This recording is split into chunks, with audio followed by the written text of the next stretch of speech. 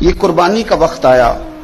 تو رسول پاک صلی اللہ علیہ وسلم نے فرمایا، حضرت ابن عباس حضور کے چچا زاد ہیں، وہ کہتے ہیں نبی پاک علیہ السلام نے فرمایا فاطمہ اپنی قربانی کے قریب آ جاؤ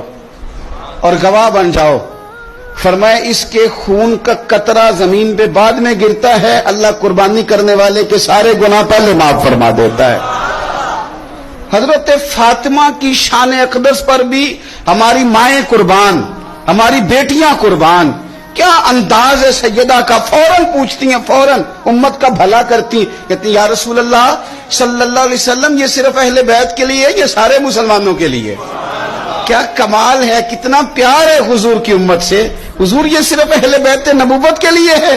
نبی پاک نے فرمایا نہیں فاطمہ یہ ساری امت کے لیے فضیلت ہے کہ قربانی کرنے والے کے جانور کا خون کا قطرہ بعد میں زمین پہ گرتا ہے، اللہ سارے گناہوں کو پہلے معاف کر دیتا ہے۔